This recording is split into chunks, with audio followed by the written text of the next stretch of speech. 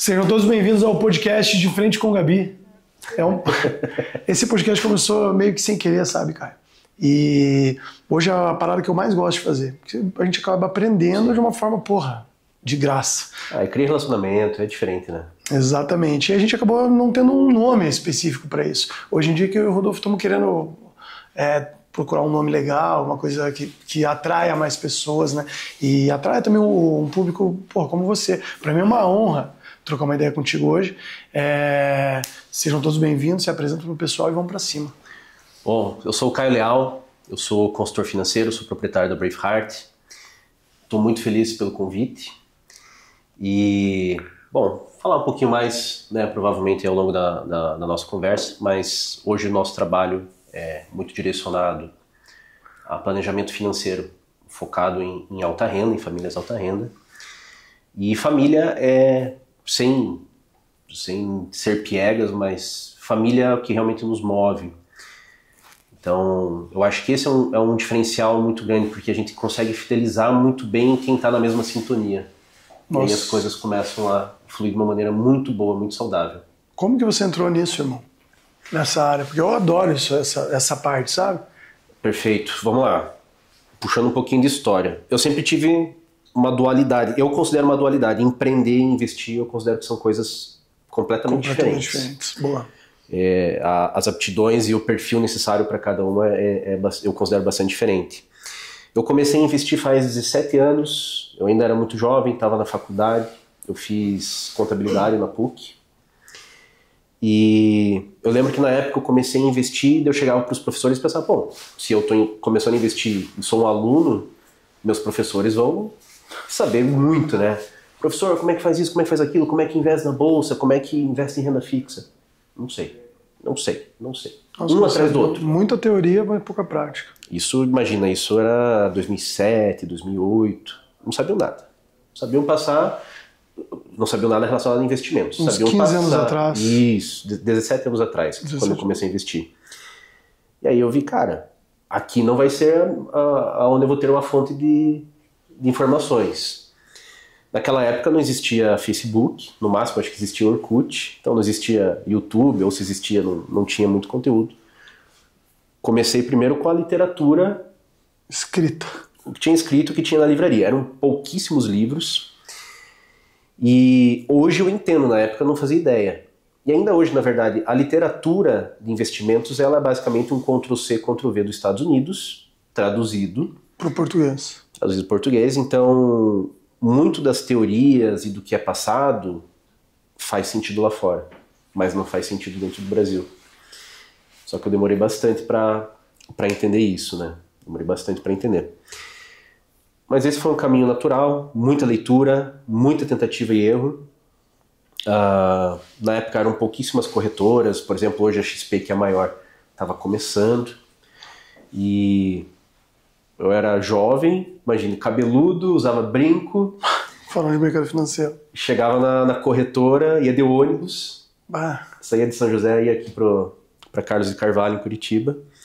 Chegava lá, só tinha os coroas, né? Naquela época, o cara estar numa corretora, para estar investindo, tinha que ser um cara muito forte financeiramente, né? Não tinha essa democratização dos investimentos como tem hoje.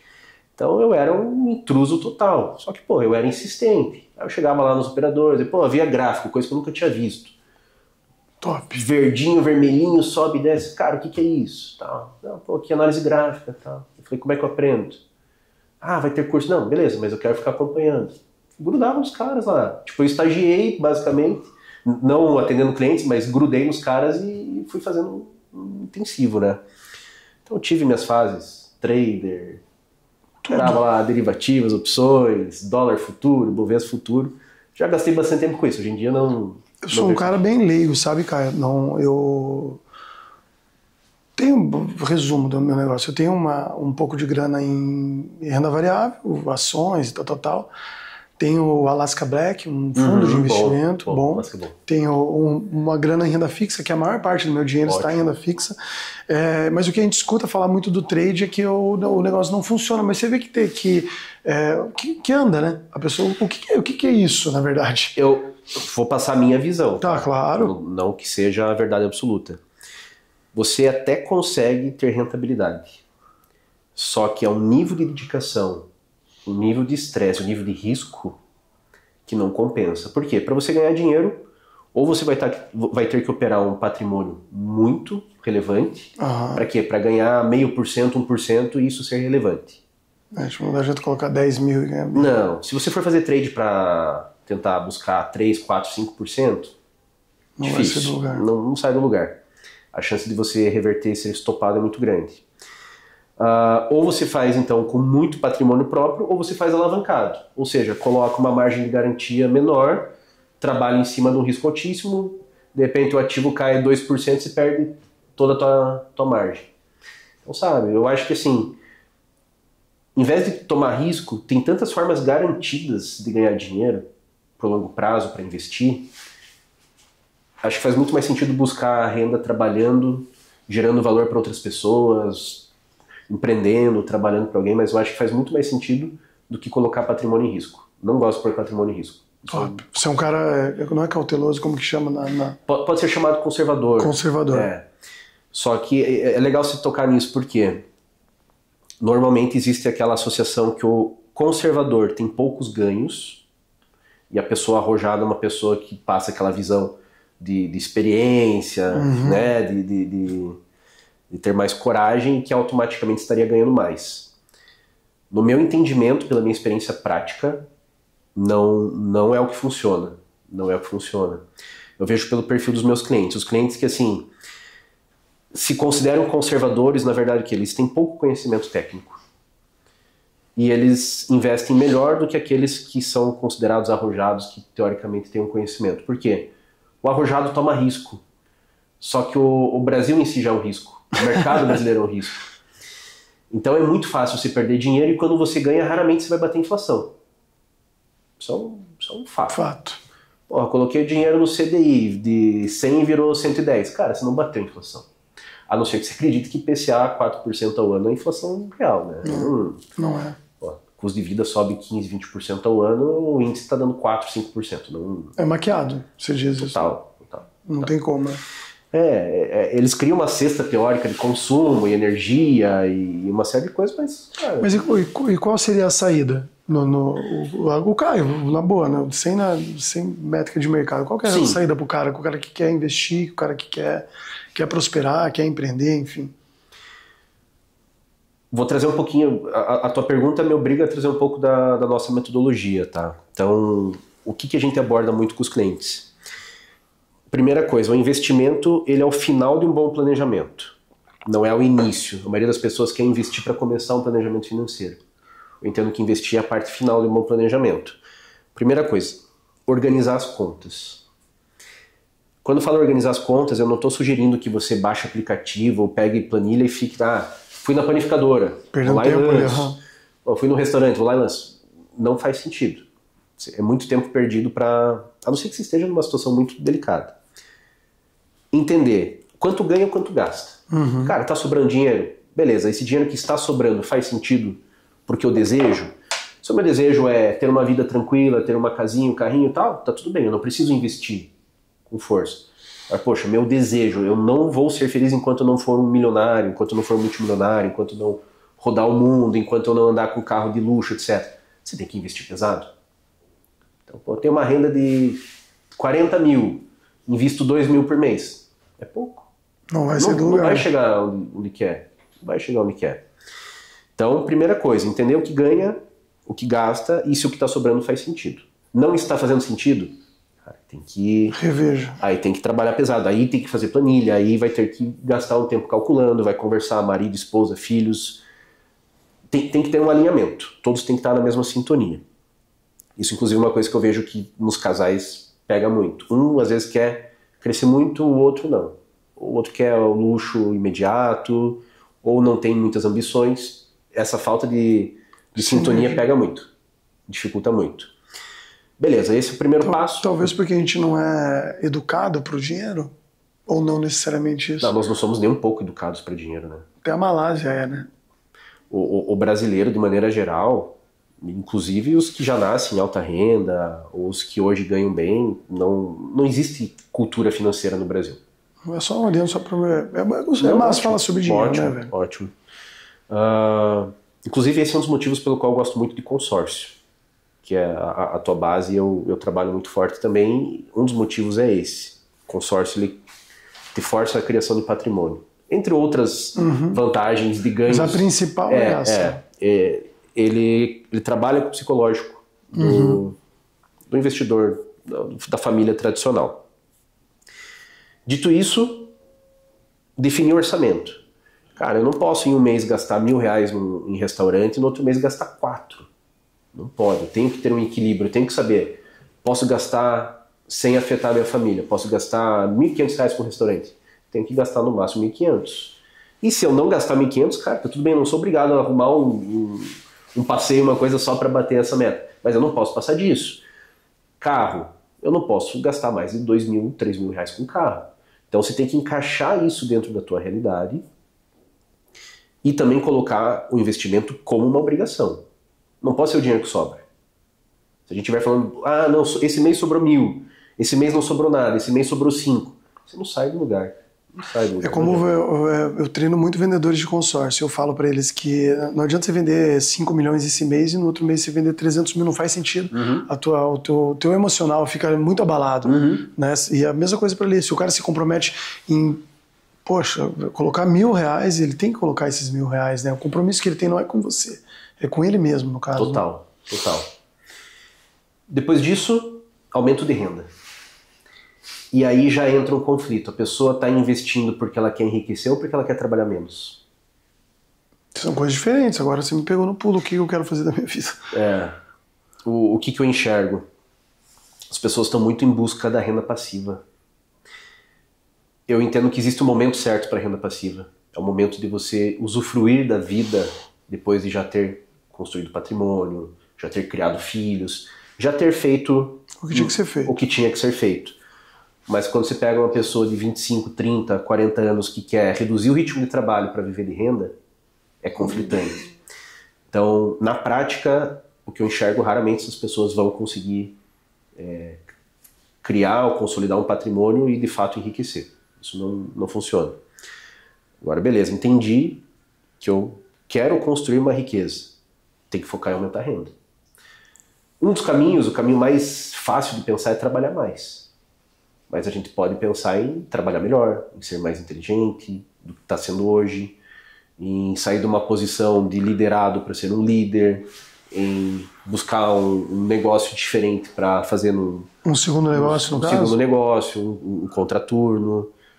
Muitas famílias hoje, né, o marido tem a renda e a esposa cuida da casa, que é um baita de um trabalho. Mas será que às vezes não consegue cuidar de um Airbnb, de 2 Airbnb? Será que não consegue fazer um trabalho, exatamente, não consegue fazer um trabalho extra, 1 ou 2 horas por dia para complementar essa renda familiar e tornar isso um patrimônio maior para o futuro? Entendemos isso, passamos aqui a ter mais capacidade de poupança e aí passamos a investir bem. Top. Essa é a nossa metodologia. Top. Você falou do consórcio. Você utiliza o consórcio como uma forma disciplinar do cara na ponta? O teu cliente?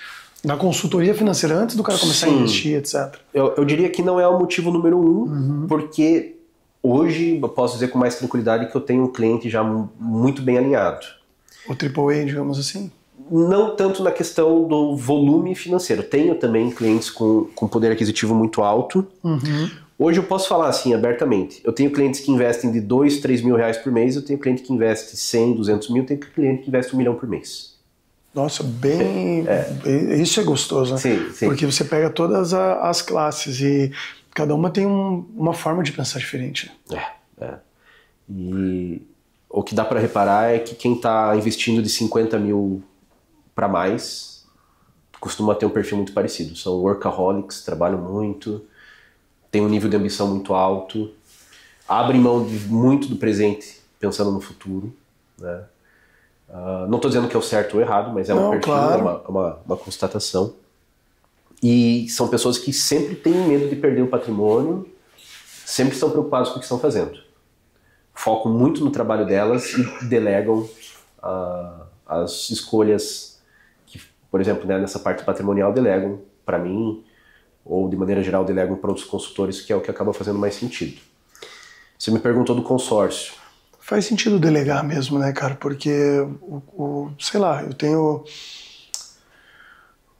Você é meu cliente do consórcio, por exemplo, e, porra, você tá no batidão lá, atendendo cliente, etc, e chega o dia de ofertar lance. Você não vai parar a tua vida para ficar ofertando lance. A mesma coisa, tipo, porra, eu não tenho expertise no mercado financeiro. É melhor eu ter alguém que faça aquilo para mim, né? Para até mesmo trazer novas oportunidades, no caso, né? Concordo totalmente. O que eu falo para o meu cliente, por exemplo, quando ele se torna um cliente Braveheart? Eu não quero que você gaste tempo estudando. A não ser que seja uma coisa que arde em você para aprender, então tudo bem, vai comprar livro, vai estudar, mas o que eu quero que você faça? Eu quero que ou você trabalhe mais, ou você aproveite mais tempo de descanso com a tua família. Porra, você vende a liberdade, muito bom.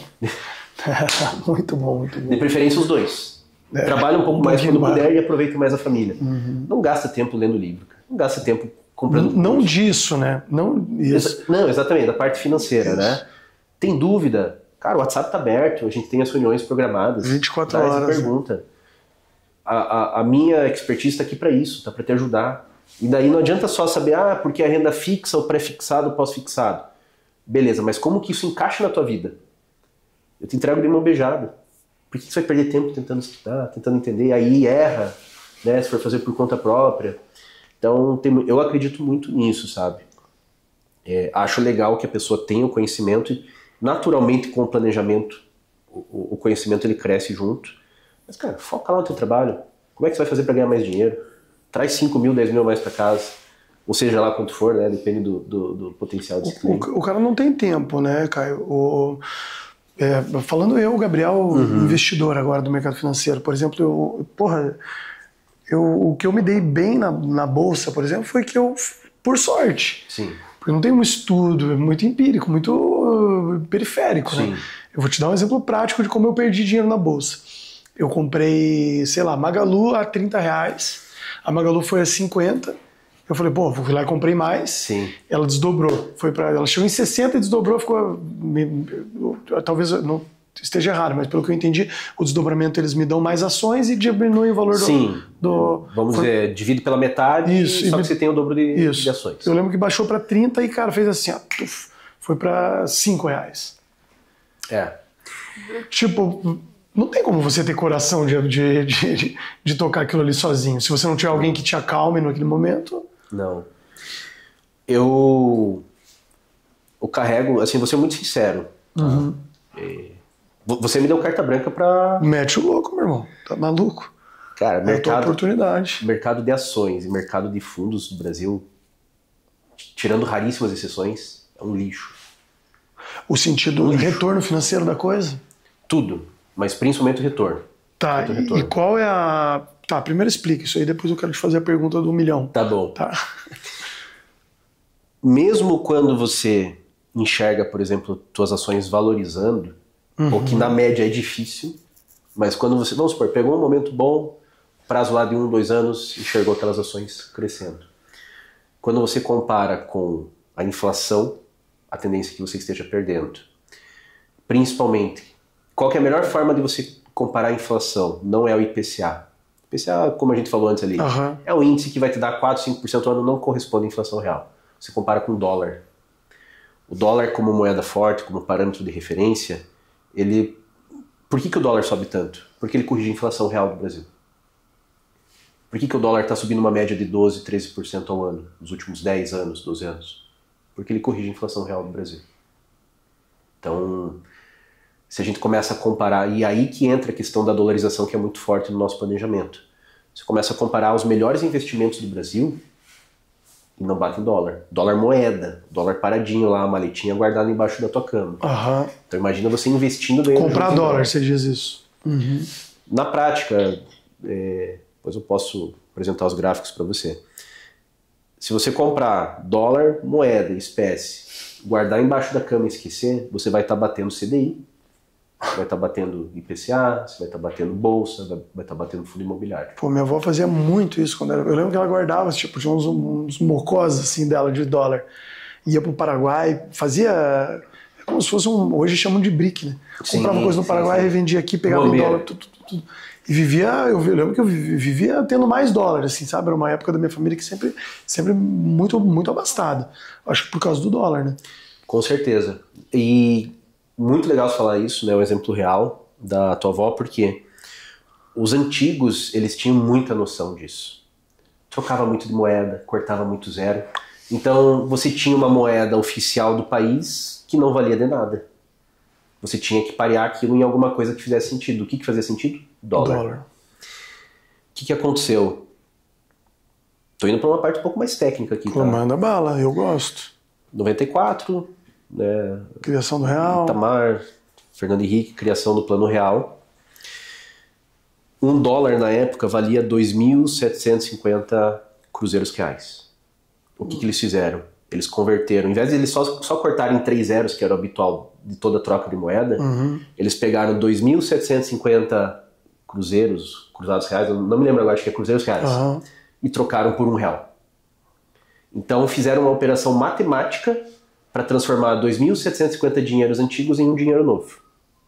E aí o que todo mundo associou? Cara, o real é muito forte, um real é igual a $1. E aí ficou aquela ideia de que o real é uma moeda forte. De fato, o real em relação a outras moedas, as 8, 9 moedas anteriores, ele é muito melhor. Indiscutível, é muito melhor. Só que não é bom. Ele continua não sendo bom. Ele é muito melhor do que antes, mas não é uma boa moeda.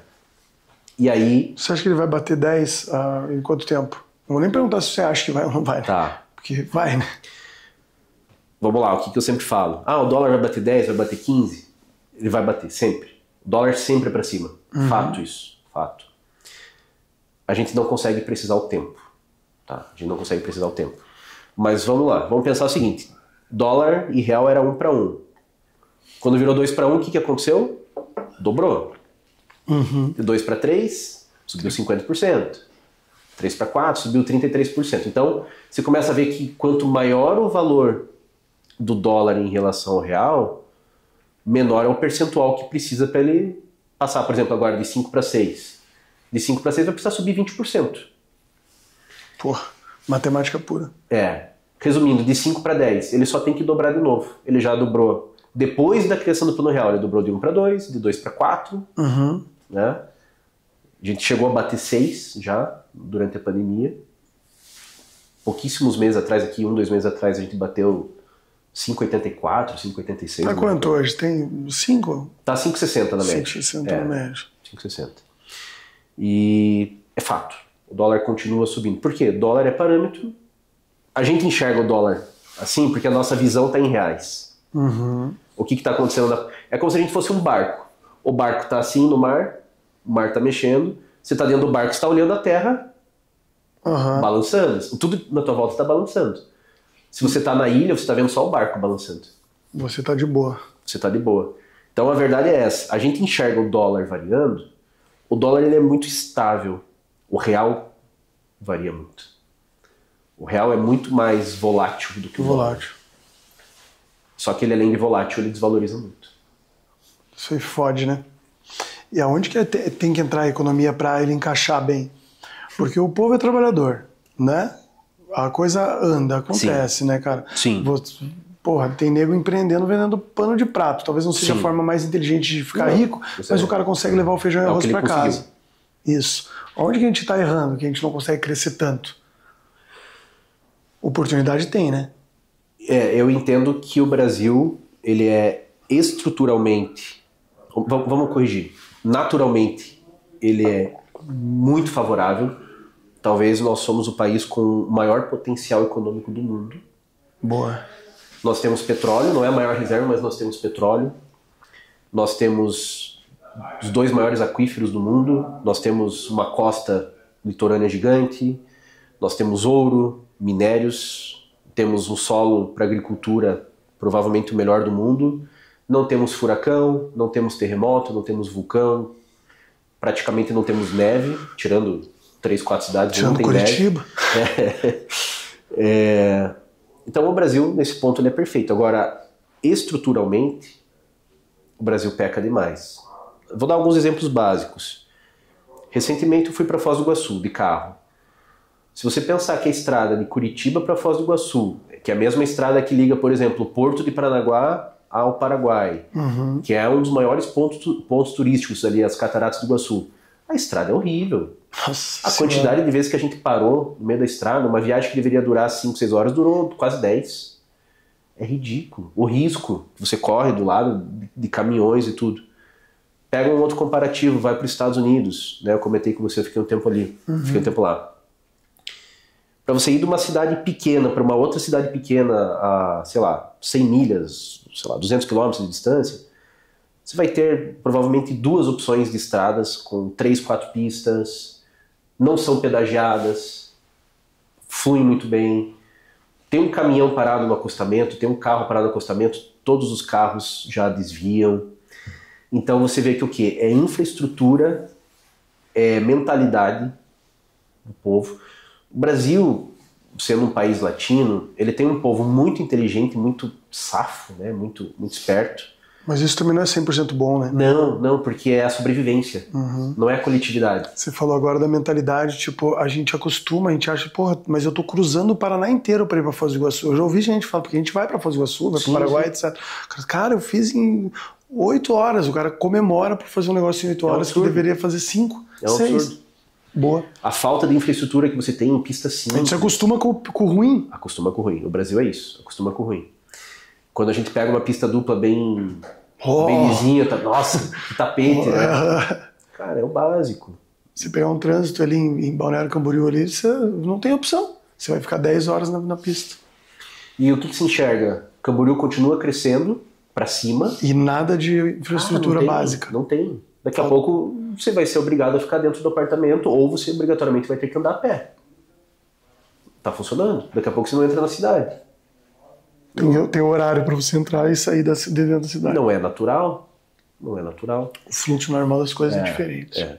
O governo brasileiro, não só o atual, né?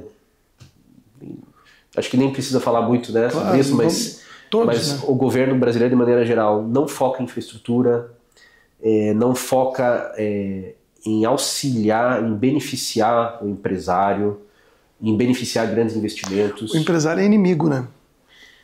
No momento oportuno ele é amigo, ele colhe dinheiro do empresário, mas no momento que ele joga o... Porque eu fui CLT a vida inteira, eu sei. Eu já tive essa mentalidade que eu olhava e falava assim, pô, meu inimigo é o empresário. Tá me roubando. Isso, e eu tive que ir para fora para eu entender que, na verdade, o cara olha o americano que está trabalhando lá pro outro americano, ele quer que o cara prospere porque ele vai prosperar junto. Mais ou menos respeito, isso. Respeito. O problema é a sede. É muito imposto, é muito encargo em cima de folha. E além de muito imposto, é muita regra. Tudo é muito difícil. Se você quiser contratar 10 pessoas de uma vez, cara, você está lascado. Você vai ter que já começar contratando alguém para RH. Esse RH vai ter que estar muito ligado com a contabilidade. Você já começa a ter um custo inicial ali de 3, 4 mil reais só para você poder contratar mais pessoas. Você vai dizer, não, vou contratar por conta aqui, vou assumir a responsabilidade. Você não sai do lugar. Você não vai fazer nada direito, você vai errar. Vai errar um imposto ali, daí você tá fugido. Você vai ser penalizado. Não vai conseguir emitir nota, não vai faturar. Outra coisa que eu vejo muito forte no Brasil é a questão realmente da mentalidade. Aquele que não faz nada ou pouco faz, ele é muito favorecido. E aquele que muito faz, ele é muito penalizado, é muita responsabilidade em cima dele. Claro, a gente entende a questão social. Dadas as proporções, claro. Não dá para usar a mesma medida, beleza. Mas não desequilibra demais também.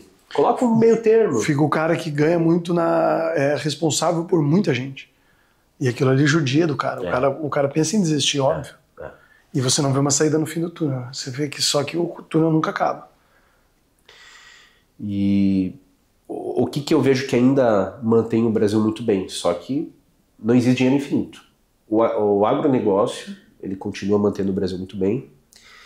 A desvalorização cambial faz com que as indústrias de exportação continuem trabalhando bem.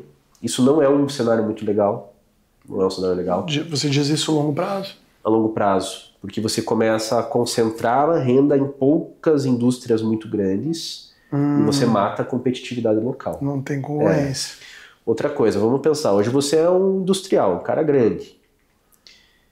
você vai focar em atender o mercado interno, que cada vez tem mais dificuldade para manter o poder de compra com a inflação, ou você tem um mercado externo fortíssimo, Europa, Estados Unidos, Ásia, que cada vez a moeda deles vale mais que a nossa e eles pagam mais pelos melhores produtos. Você acha que o teu direcionamento dos melhores produtos vai ficar no Brasil ou vai para fora? Não, vai para lá. Você vê até a fruta que é plantada aqui. As melhores vão para fora. Você chega no mercado, porra, a banana tá melhor lá do que aqui, velho. Sei lá, é surreal. Uma coisa que eu... Imagina o custo, cara. Desculpa cortar. Mas pegar uma banana aqui, plantar e lá pôr um caminhão, chegar até o porto, pegar do porto, levar para lá, chega lá, ela tá mais saborosa, eu não digo, mas ela tá visualmente falando, você come mais bonito do que daqui. Duas coisas que eu acho interessante citar sobre isso, que eu reparei. Eu fiquei 3 meses nos Estados Unidos. Aqui nós temos o Ceasa. O pau torando 6 da manhã.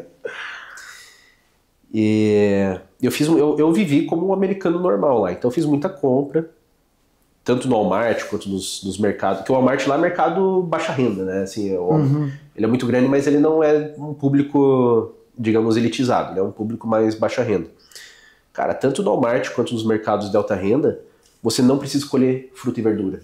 Não é igual aqui que você vai comprar cebola, você pega mais 5, olha e tal. O que você pegar, de olho fechado, você fala, pegou, é bom.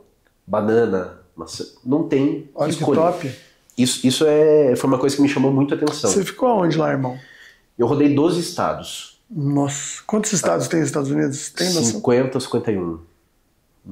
Agora, eu deveria saber. É a metade. 50, se não me engano. Uma coisa que me chamou muito a atenção também, eu até gravei um vídeo sobre isso, cara. Eu preciso achar ele e divulgar. Como alguns países sabem se vender muito bem lá fora e o Brasil não se vende. Vou dar um exemplo, café. Eu cheguei num mercado que tinha uma prateleira assim com, sei lá, 50 opções. Não tô exagerando. Marroquino, babá, aquele... Não estou exagerando. Então, esse aqui de Porto Rico, esse aqui é da Colômbia e tal. E tudo agregando mais valor. Cara, não tinha do Brasil. O Brasil é um dos maiores, se não é o maior, é um dos maiores exportadores de café. Não tinha uma propaganda do Brasil. Fruta, a mesma coisa. Eu sei que o Brasil exporta muito abacate, banana. Você não vê nada com a bandeira do Brasil. Outros países, sim. Você vê, agora chegando chegando um pouco no chão da fábrica do negócio. Eu fiquei, acho que 2 semanas em Londres e um amigão meu mora lá há anos, com família e tal. Eu levei minha família e a gente ficou junto na casa dele. Enfim, vivemos uma vida londrina, digamos assim. Né? E ele me falou... naquelas andanças, né, cara? Ele sai cedo, voltava tarde, a gente mal se encontrava ali, ele tinha a rotina dele. Você me falando do café me lembra exatamente o que ele me falou. Cara, até o indiano, ele é unido com o indiano. O cara, porra, o indiano tá precisando de ajuda ali, eles estão juntos. Comunidade. O brasileiro não faz isso. Muito pelo contrário, o brasileiro quer, se ele puder, né? O brasileiro que tá no exterior, ele tem medo do outro brasileiro. Tem medo. Bom, isso eu ouvi exatamente. Não é à toa, é histórico, né? Fode um, fode o outro. Louco, né? O pessoal brinca, né? Se chegou nos Estados Unidos, você nunca compra um carro de um brasileiro. Faça tudo menos comprar um carro de um brasileiro. Você vai ter problema. O pessoal brinca. E aí? Será que todo mundo fala isso por implicância? Ou porque é alguma coisa, né? Mas pra gente não se prolongar muito nisso, e deixa eu entender uma coisa. Você me disse que eu colocar dólar embaixo do colchão vai fazer com que valorize, mas não somente isso, né? Não, esse é o raciocínio básico. Isso. Se eu quiser colocar dinheiro em dólar, eu quero... que nem eu tenho dinheiro no mercado financeiro aqui, não rende nada. E o Caio vai me assistir, que também é Caio o nome dele, ele fala... Não vou falar também o nome da corretora para não fuder, né? Sim. Mas ele fala para mim, a tua carteira rende 15, é uma coisa que eu nunca entendi. Rende 15, mas você tá rendendo 10. Eu não consigo entender isso, velho. Não existe isso. Mas a tua carteira rende 15, mas você está rendendo 10. Não existe isso, né? Não existe isso. O mercado financeiro é muito bom em criar narrativas e mostrar coisas que não funcionam na prática. Nós não podemos responsabilizar os operadores por isso. É um sistema. É um sistema. Você pensa que, de maneira geral, o teu patrimônio, ou enfim, o patrimônio de todas as pessoas somadas aí, patrimônio investido no mercado, que a corretora rentabiliza em média ali 2 a 3% ao ano. Em cima do patrimônio é muito dinheiro. É muito dinheiro. O maior problema não é a rentabilidade em si, é a falta da rentabilidade que você tem com o teu investimento. Porque se teu patrimônio... Isso é uma coisa que eu deixo muito claro para os meus clientes. Tem vários produtos que eu trabalho que eu sou comissionado, e sou muito bem comissionado. Mas o que interessa? Interessa que teu resultado final esteja bom. Se você está ganhando 100 e eu vou ganhar outros 100, e a média do mercado é ganhar 10, cara, deixa eu ganhar meu 100 quietinho, porque você está ganhando 100 também. Senão nada vai fazer sentido, boa. Exatamente, exatamente. Então, né, ganhamos juntos. O problema é, imagina, o Caio começa a ganhar e o cliente não. Aí isso eu enxergo como é um problema. Um problema muito sério. Mas vamos lá, na prática. Você perguntou o que fazer com o que eu posso fazer? De investimentos. O que nós recomendamos? Tá? Eu acho muito difícil passar a orientação de maneira aberta. Não é uma recomendação. Não é recomendação, né? Passar genericamente. Mas também se seguir a recomendação vai sair melhor do que a média.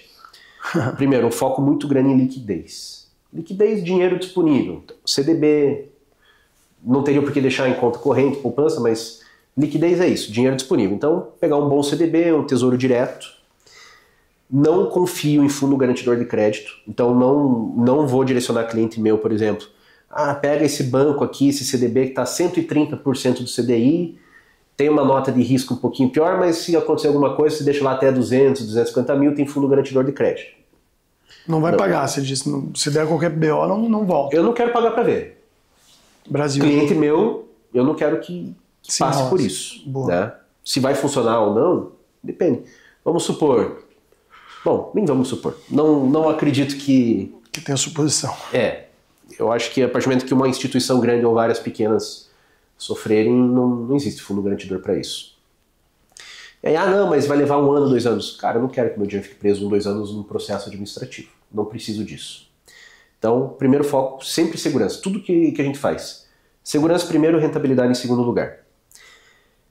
Estabelecer uma boa liquidez. O que é uma boa liquidez? Depende muito do perfil de cada família, de cada investidor. Mas eu gosto de, pelo menos, dizer assim, todo brasileiro precisa ter 100 mil reais, no mínimo. No mínimo. Até faço uma provocação. Se você não tem 100 mil reais no banco, na corretora, no tesouro, encare como se você tivesse com saldo negativo. Tenho 30 mil no banco, eu estou 70 mil negativo. Por que esse número? Como que você chegou a esse denominador comum? É interessante saber isso, né, cara? Eu enxergo três degraus que iniciam um bom patrimônio. Bater a barreira de 100 mil, bater a barreira de 300, bater a barreira de 1 milhão. 100 mil significa que você tem disciplina. Mais do que renda, você tem disciplina. Uhum. Se a tua renda é alta e você não tem disciplina, você não junta 100 mil reais. Você não acumula. Não vai acumular. Então, passou de 100 mil, legal, você já tem uma disciplina, você já está na frente da maior parte. 99. De 100 para 300 é a hora que o diabo atenta. Vamos comprar uma Porsche? Putz, você passa ali na rua, vê, né? A Porsche, vamos dizer, a Porsche hoje em dia tá mais cara, né? A 300 não vai dar, mas uma BMW, uma Mercedes. E, cara, quem é que não quer ver legal? Aí você vai dizer assim, não, beleza, carro não me pega. Tá, mas aí tua esposa chega e diz, pô, a gente tá com esse dinheiro parado aqui e tá todo mundo indo pra fora, né? De alguma forma, todas as minhas amigas estão viajando e a gente não. Ficou saca. Pô, não tem viagem internacional a menos de 30, 40 mil reais. Vai gastar 100, né? Sim. Bem conversadinho? Bem conversadinho. Você já tá, não, se eu já tô aqui, não vou economizar. Depois eu dou um jeito. E aí começa um ciclo vicioso. De 100 para 300, além de demandar mais disciplina, vai demandar mais renda. Uma pessoa com uma renda intermediária, ela dificilmente vai conseguir acumular 300. O que é uma renda intermediária? Vai depender se mora entre capital ou cidade interior, mas vamos falar aqui. Fala Curitiba. Curitiba. 20 a 30 mil reais. Isso é uma renda intermediária. O cara tem que ralar para ganhar 30 conto. Tem que ralar para ganhar. Pensando na renda somada do casal, né? Uhum. A gente já está falando aqui o intermediário, sendo que a gente está falando de investimentos e riqueza. Tá? Não vamos pegar a média brasileira, que a gente entra numa senão vai ficar o dia inteiro aqui. Pirâmide social muito... A gente volta no que a gente conversou agora. Muito falida, né? A miséria, enfim. A gente deixa isso de lado. Falando de quem vai estar nos assistindo, de quem quer algo mais da vida. A renda intermediária é 20, 30 mil. Eu vejo, por exemplo, que no interior, a partir de 12, 15 mil de renda, você consegue viver com 5 e investir 10. Cara. Nossa, o custo de vida é muito baixo. É uma outra realidade. Uma outra realidade. Agora, quer viver em Curitiba, quer viver em São Paulo. Pô, São Paulo tá uma loucura, né, cara? Mas vamos ali, uma renda intermediária. 20 mil por mês. Você não vai acumular 300 com facilidade, cara. A não ser que seja exceção. Mora com pai e mãe. Não tem nenhum custo. Ganhou o apartamento da família. Exceções. Mas de maneira tradicional, você não vai conseguir chegar. É muito desafio familiar antes disso. E o pulo exatamente, volta na família. E o pulo ali porque daí ainda falta 700, né? Eu chegando 300. Aí você já tem a mentalidade. Já mais aguçado. Aí a diferença é renda. Ganhando 50, 60 mil, investindo no mínimo 10 mil por mês, 15, 20 mil, aí você começa a fazer diferença. Eu assisti um vídeo, eu estava vindo de Brasília agora e aparece, né? Eu não lembro o nome Bruno Perini, o nome do cara. Ele começou a fazer uma conta e ele falou, cara, em 30 meses você consegue R$1 milhão se você investir 30 mil por mês. Porra, daí você vê, né, dentro de uma realidade, sei lá, o cara é um médico, ganha 100 mil por mês, ele tem ele consegue, né? Pô, não é possível. Deveria conseguir. Mas daí volta naquilo que porque o cara, no vídeo, ele explicou tudo aquilo ali, mas ele não explica essa parte, que é a parte essencial do negócio. Que é pegar o cara, ele tem que passar pelo terreno infértil, né? Ele tem que amassar o barro, depois ele tem que atravessar a arrebentação para chegar nos 300, 500, depois ele... Eu gosto muito de também trabalhar com os meus clientes a ideia do merecimento. Mas assim, eu mereço ter uma BMW zero? Cara, todo mundo vai dizer que sim, todo mundo vai dizer que trabalha muito, que se estressa, beleza. Mas cadê o teu merecimento em números? Cadê a tua conta bancária? Cadê teus investimentos? Cadê o teu propósito? Tenho pelo menos 500 mil investido, quero botar 400 mil num carro? Cara, pelo menos você ainda... Não é a proporção que eu recomendo, tá? Mas ainda assim você tem mais patrimônio investido do que carro. Agora, será que você está jogando o jogo realmente de fazer por merecer, ou você está criando um subterfúgio ali psicológico para justificar, uma crença, né? Uma crença, né? Não, estou trabalhando aqui 10 horas por dia, então eu vou comprar aqui, eu mereço. Sempre vai ter alguma coisa melhor, sempre vai ter alguém que vai estar chamando mais tua atenção, ou te estimulando a gastar mais, e vira um ciclo que você não sai do lugar. E quando você começa a gastar, você ganha ali bem, você está disciplinado, a disciplina ela é diária, sei lá, você passa 6 meses guardando dinheiro, você vê o teu dinheiro crescendo ali dentro, é uma coisa positiva.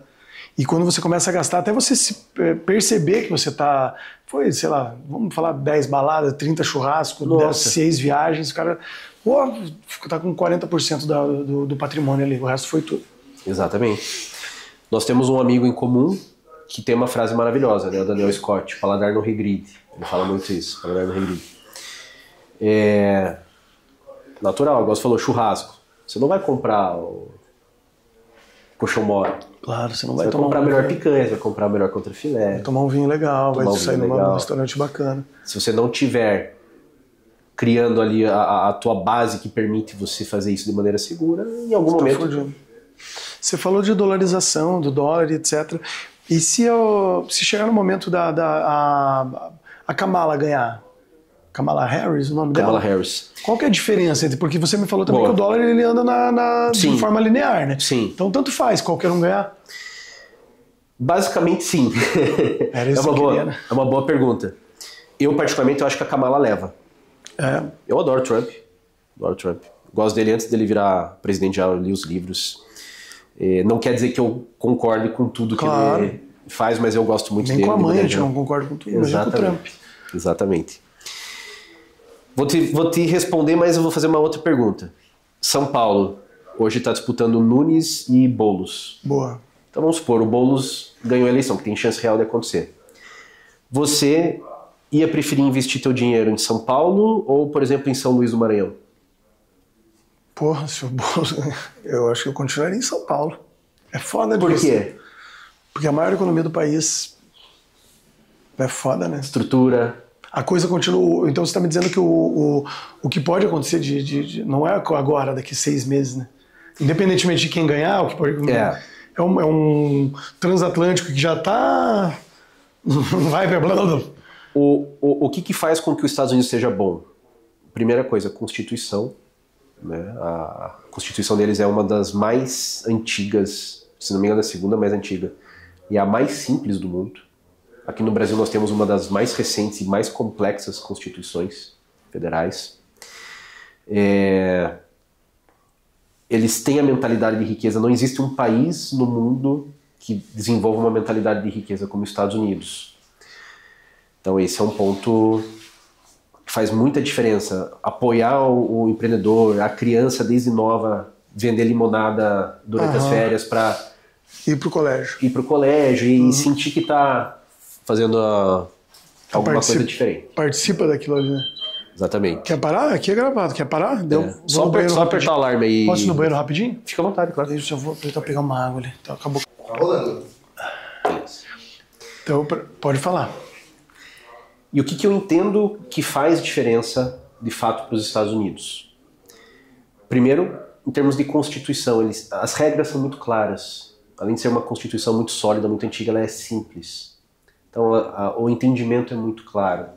É diferente do Brasil, nós temos uma Constituição mais recente, com muitas emendas, muito complexa, e ainda entra a interpretação individual de cada juiz, de cada jurista. Então, eu entendo que esse é um dos pontos. Isso traz estabilidade econômica, isso traz estabilidade para empreendimentos, né?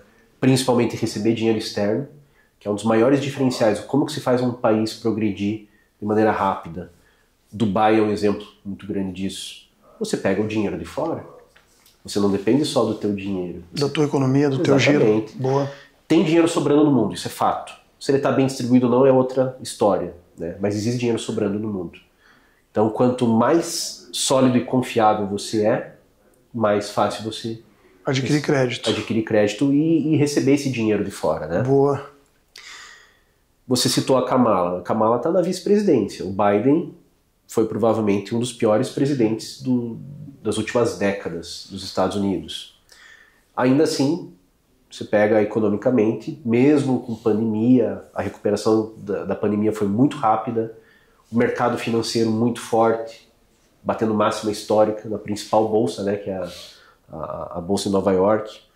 Então, claro, para o longo prazo nós podemos enxergar o quê? Fortalecimento de um lado, enfraquecimento de outro.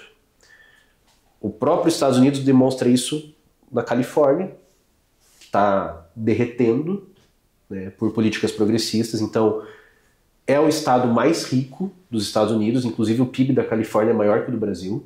Nossa Senhora. Só que a Califórnia está perdendo empresário e, consequentemente, a população também está se mudando, porque o Texas está atraindo mais empresários, a Flórida... Porque são mais conservadores. Oklahoma, Arizona, são mais conservadores, têm um perfil pró-mercado, facilitam novos empreendimentos, facilitam indústrias, tem uma malha de escoamento muito boa, né? Então você enxerga dentro do próprio mercado americano essa diferenciação. Continuam muito sólidos, continuam num ritmo de crescimento muito forte, ao ponto de que estavam sofrendo com a inflação, né? Só que a inflação americana ela foi oriunda de aquecimento econômico muito rápido. Diferente da inflação que a gente teve pós-pandemia, que a gente chama de ruptura de mercado, né? Ruptura de cadeia. Na pandemia faltou praticamente tudo aqui. E muitas indústrias fecharam, muitas empresas quebraram. Isso gerou uma falta de suprimentos no mercado, falta de serviços, falta de profissionais. E a inflação que nós temos no Brasil, ela não é por excesso de demanda, é por falta de oferta. Porra, então me explica um pouquinho mais sobre isso. Por quê? Imagina que você tem um mercado já pré-configurado. Vamos pensar aqui um exemplo, sei lá, o celular não que vem de fora. Copos. Temos uma fábrica. Um número já especificado de fábricas de copos. Tem, sei lá, 10 fábricas de copos no Brasil. De repente, 3 faliram porque não aguentaram os custos pela pandemia, As que se mantiveram tiveram os custos aumentados, o fornecimento de matéria-prima prejudicado até pelo próprio cenário global, não só pelo cenário Brasil. O que acontece? Essas 3 já pararam de oferecer produto no mercado. Então, as outras 7 elas têm que suprir essa falta. Só que o jogo delas ficou mais caro. Ficou mais caro para manter folha, ficou mais caro para comprar insumos, ficou mais caro para despachar isso para frente. O que vai acontecer? O copo vai ficar muito mais caro. E vai faltar. Vai faltar porque não vai ter para todo mundo. Porra, oferta e demanda na prática. Então, isso é um efeito muito forte, né? E o Brasil ainda tem aquele problema, né? Se produzir muito copo, você não vai conseguir escoar ele com facilidade pelo resto do país. Que é aquilo que a gente falou no início. Vai travar no porto, vai travar na rodovia, na ferrovia. Você, 17 anos de mercado financeiro, já teve outros negócios? Não? Como que foi essa? Ou você sempre foi do mercado financeiro? Não. A maior parte do tempo empreendendo. Eu comecei em 2010 uma representação comercial. Trabalhava com implementos rodoviários, caçamba, furgão, carreta. Inclusive essa empresa existe até hoje, eu vendi minha parte para o meu antigo sócio, somos bons amigos. Eu gosto muito de falar isso, por quê? Porque é difícil sociedade terminar bem, né? E anteontem estava conversando com ele, uma pessoa, o Michael, uma pessoa que tá no meu coração, gosto muito dele. Essa empresa existe até hoje. Em 2014 eu montei um restaurante junto com a minha esposa, um restaurante japonês, em São José dos Pinhais, e esse restaurante nós conseguimos alguns números muito interessantes, né? Por exemplo, se a gente pegar a região de Curitiba, linha verde para baixo, nós éramos número 1 em entregas e delivery, né? Competindo com gente grande, com franquias, com pessoas que vinham muito forte do mercado. Começamos o restaurante na época com R$700, 3 cartões de crédito. Trabalho braçal, limpei toneladas de peixe já. Então, a gente teve Quem era o seu? Mas você tinha um sushi man, você que manja. Quando começamos, era eu e minha esposa fazendo tudo. Que top. Minha esposa, inclusive, ela tem certificação internacional do governo japonês. Que da hora. Ela recebeu por um dos ministros, assim, bem interessante. O legal dessa quando você tem tipo um selo Michelin, digamos assim, né? Tipo, ela tem lá o japonês. Quando vem gente de fora, prioriza esse tipo de restaurante. Já teve alguém que você conheceu, sei lá, não famoso, mas alguém que você, admiro e apareceu no meu restaurante? Como que foi? Teve alguém assim? Não? Cara, teve uma situação muito legal, muito legal. Nós recebemos uma encomenda e tudo levava a crer que era mentira, que parecia um golpe, assim, tava muito fácil. Uma mulher entrou em contato, falou, daqui 15 dias eu vou precisar de um pedido X lá, passou um valor alto, para entregar no hangar, fica atrás do aeroporto ali, para um jatinho privado. Vão ser empresários que vão para o Rio de Janeiro e tal. Só que tava muito fácil, ela não negociou, ela não pediu valor. Preço, nada. Não negociou nada. Ela queria comprar e pronto, né? E eu achando que aquilo era golpe, porque infelizmente se torna muito comum tomar golpe, né? Quanto maior a venda, mais fácil era a venda, mais a tendência que fosse um golpe. Chegou um dia antes, eu falei, não tô tranquilo com isso. Eu peguei e pedi um adiantamento para ela. Falei, não, primeira compra tua e tal, não é daqui, eu preciso pelo menos 10% de sinal. Mandou na hora. Que estranho. Daí que desconfia mais ainda. Aí aliviou um pouco, né? Aí aliviou um pouco. Chegou outro dia, a gente fez toda a preparação, foi uma série de combos, assim, foi muito legal. Eu tô no WhatsApp ali, faltando meia hora pra sair e entregar. Ela escreveu assim, viu, capricha, é para a banda Iron Maiden. Capaz! E cara, eu sou guitarrista mesmo. Nossa, olha meu... Sou guitarrista, metaleiro, já fui em 3 shows do Iron Maiden. Eu tava loucaço que eu não tinha ido nesse show pra ficar trabalhando. Né? Meus amigos estavam todos no show e mandando foto e tal. E a gente tinha um vídeo, cara, acho que minha esposa gravou, salvou lá na câmera de segurança. Eu parei assim na frente do notebook, falei. Ela disse que eu fiquei branco, travado, assim, né? Resumindo, a gente foi lá, fez a entrega, eu entrei no avião, eles não estavam lá no momento, né? Entrei no avião, aí foi muito engraçado também porque existe uma série de regras, né? O horário que você liga o avião, o horário que vai decolar, tem todo um protocolo. E o avião estava desligado, estava muito quente dentro. Tava muito quente. E eu falei, olha, vai estragar o sushi. Tipo, não é estragar, mas vai ficar ruim de comer. Um sushi quente, vai ficar ruim de comer. Claro, tem que estar geladinho. E essa mulher que era responsável, né, era a gerente da turnê, digamos assim, ela falou, Caio, não tem solução? Eu falei, tem que pôr numa geladeira. Eles iam levar 1h30 ainda pra chegar, né? Ela pegou, chamou o piloto falou, não dá pra ligar. Ela falou, tem que ligar, senão vai estragar. Não dá. Isso levou pro Daí ela falou assim, Caio, garante que se não ligar vai ficar... Eu falei, não vai ficar bom. Tem que ligar a geladeira. Eles ligaram o avião com 2 horas de antecedência. Eu tava saindo do hangar, o avião tava ligando. E fugiu totalmente do protocolo, por quê? Pra que o sushi ficasse fresco pra banda chegar. E depois ela mandou mensagem, falou, nossa, eles adoraram. Teve um deles ali que chegou e dormiu, os outros estavam brigando pra pegar a parte dele. Cara, foi muito legal. Foi muito legal. Porra, isso é incrível, né? Você tá no lugar certo, na hora certa e a oportunidade de passar. Inacreditável. Agora eu como Gabriel, até pra gente não... Já foi mais de 1 hora, né? 1 hora e pouco. Eu, Gabriel, eu quero investir no eu mesmo. Certo. Como que eu começo? Eu quero investir em dolarização. Quero colocar um dinheiro lá em dólar e deixar lá. Perfeito. Quando a gente fala de dolarização, o caminho mais fácil, o básico, é abrir uma conta numa corretora ou num banco digital que trabalhe com ativos em dólar. Qual que é a sua? Pode falar? Se não quiser, também não. Eu posso falar as 2 principais do Brasil, que é a Avenue, que pertence ao Itaú, e o Nomad. Nomad. Esses são os mais fáceis para você fazer a conversão de câmbio e manter o patrimônio em dólar. Só que a gente tem que entender que o quê? São bancos digitais. Vamos dar um exemplo. Nubank. O Nubank é muito prático para você usar no dia a dia, mas não é um banco para você formar patrimônio, acessar crédito, acessar soluções. Não é um banco para isso. Não é a função do banco digital. Mesma coisa, ali você vai ter operações e condições muito básicas.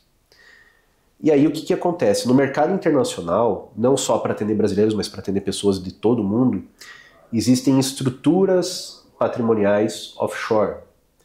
Então você pode, por exemplo, abrir uma offshore em si, que seria abrir, simplificando, né, um CNPJ fora do país, seja nos Estados Unidos, seja no Caribe, seja no Panamá, enfim, tem uma série de jurisdições, mas existem já estruturas patrimoniais focadas para investimento. Qual que é a vantagem de você investir por elas? A primeira é a questão da legislação. Quando você está investindo numa dessas corretoras que eu citei anteriormente, você está com pelo menos metade, está com um pé no Brasil. Tudo está passando pelo Brasil e vai voltar diretamente pelo Brasil. Então qualquer alteração, qualquer medida que o governo tome, qualquer que seja o interesse, seja da parte tributária ou de uma parte jurídica, você está muito exposto. Se nós temos o intuito da dolarização, basicamente os 2 principais pontos: ganhar mais dinheiro, rentabilizar melhor, mas também ter mais segurança. Top. Né? Então essas estruturas patrimoniais, elas atendem, imagina de maneira geral, europeus, né, americanos, asiáticos, e também atendem latinos, africanos, enfim. Elas são destinadas para quê? Para que você tenha blindagem patrimonial, para que você tenha um patrimônio protegido, para que você consiga otimizar a tua situação tributária, então você vai pagar menos impostos, e isso no longo prazo, para um patrimônio que está rendendo em dólar, é muito significativo. E você tem uma facilidade sucessória. É a parte que poucas pessoas pensam, mas todo mundo em algum momento vai falecer. Vai dessa para melhor. Quem falece e deixa muito patrimônio costuma deixar deveria ser um problema bom, mas normalmente se torna um problema ruim para as famílias, né? Seja por disputa de herança ou até mesmo pela complexidade de você fazer a transmissão do patrimônio. Você tem que antecipar a grana, às vezes o cara não tem. Antecipar ITCMD e tudo mais. Então você fora do país, a primeira coisa é que você já não paga esses impostos. Você não tem tributação sobre a transferência de patrimônio. Aqui no Brasil, você pode ter um inventário que vai levar de 1 a 5 anos. Chega a levar um inventário. 1, 2 anos é comum. Mas chega às vezes 3, 4, 5 anos. Lá fora você está falando em questão de 3, 4 dias. Porra! Então imagina, você deixa um patrimônio, né, relevante para sua família, você trabalhou, lutou por isso, né? Você dedicou a sua vida profissional para isso. No momento que você parte e deixa a tua família bem amparada, a tua família tem um acesso praticamente imediato aos teus bens, sem precisar pagar imposto, sem precisar abrir inventário, contratar advogado. É uma facilidade muito grande. Cara, esse é o ponto principal até agora que você me falou de tudo, é isso aí. Sim.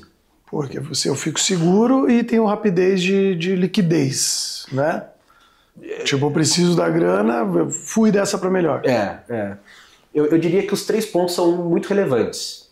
É você estar protegido das loucuras brasileiras, porque se a gente tivesse um direcionamento claro e seguro da nossa legislação, dos nossos juristas, tudo bem, você sabe que está num terreno firme e você, né, bem intencionado, você não se preocupa. O problema é que no Brasil mesmo, os bem intencionados acabam se preocupando com o andamento de decisões judiciais. Esse é um ponto. Quanto maior teu patrimônio, maior tua exposição a riscos, a processos, a questões empresariais, a questões jurídicas de maneira geral, né? Então, não estou colocando aqui a questão de má índole, estou falando de pessoas com boa índole e com boa reputação, ainda assim, muito sujeitas a isso, né?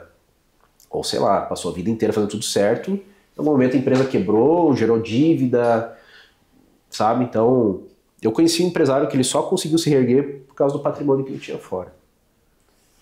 Ele ficou sujo, digamos, na justiça, com dívidas trabalhistas, uma série de coisas. Ele conseguiu regularizar tudo, mas por quê? Porque ele tinha um patrimônio fora, que ele conseguiu trabalhar com esse patrimônio, se recuperar e arcar com tudo que ele devia, né?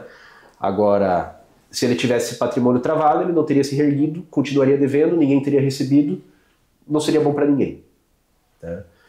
Um exemplo muito claro disso, a quantidade de leilões que existe no Brasil. Não dá para crer que imóveis, veículos, indústrias, enfim, de maneira geral, não dá para crer que o que está vindo de leilão é de origem irregular. Pode ter acontecido um caso ou outro, mas a maior parte são pessoas que não conseguiram se organizar financeiramente, estavam muito bem e perderam. Então, esse é um ponto muito legal de você ter um patrimônio protegido fora do Brasil. Vai render mais, porque o dólar sozinho já rende mais do que os melhores investimentos do Brasil.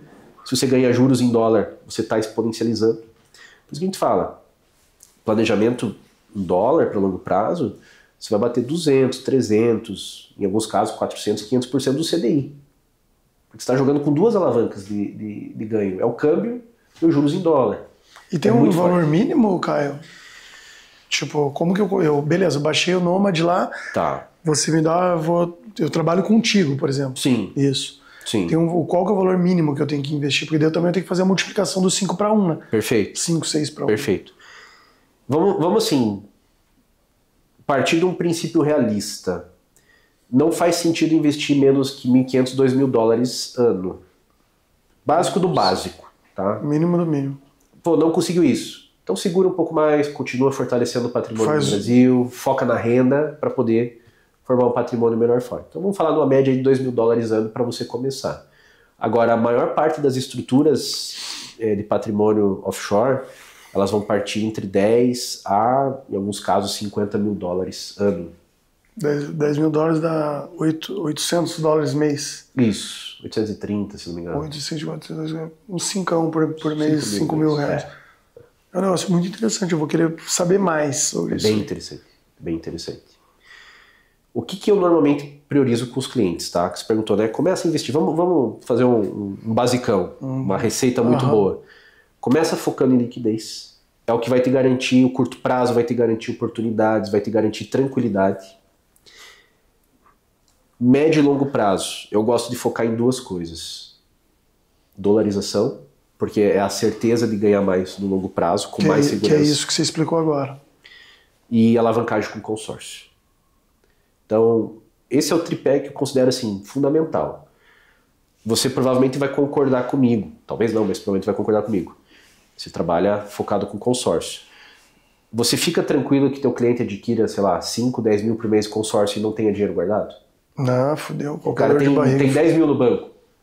Ele vai ter problema alguma hora, ele vai parar de pagar em algum momento. Vai. Então você sabe que esse cliente ele tem que ter pelo menos ali 200, 300 mil e mais uma previsibilidade de renda. para ele poder assumir um bom planejamento com o consórcio. Né? Claro, não tem, dá para fazer uma estrutura menor, um projeto mais simples, mas se o cara quer investir com força em consórcio, ele vai precisar ter uma boa liquidez. Então, liquidez é fundamental. Consórcio vai alavancar. Dentro do Brasil, eu não conheço investimento melhor. Conheço investimentos alternativos, mas o básico bem feito, que você não tem que ser acima da média, não precisa ser inteligente para fazer, só ser disciplinado. Não tem nada melhor que o consórcio. Vai render muito mais que o mercado financeiro tradicional, mas é incomparável, comparável. E dólar, que é a tua segurança, tua diversificação de fato, né? Aquela ideia de não ter todos os ovos na mesma cesta. Com certeza. Você está tirando do país, você está tirando totalmente de uma cesta de risco que é o Brasil. Porra, não sou eu que estou falando, né? É ele. Passa as tuas redes sociais para mim, foi uma honra, meu irmão. Passa as suas redes sociais pro pessoal aí. Muito obrigado por disponibilizar um pouquinho do seu tempo aqui para nós. Eu estou muito feliz pelo convite. Acho que a conversa foi bem legal. Eu sempre comunico melhor pelo meu Instagram pessoal. Então é o @CaioHLeal. Chama lá, vai ser um prazer. Coloco bastante conteúdo também. Coloco umas coisas, algumas opiniões que são um pouco diferentes do que o pessoal está habituado com o mercado, mas tenho certeza que vocês vão gostar bastante. Caio Leal, vamos pra cima, Deus abençoe todos. Hein? Valeu, tamo junto.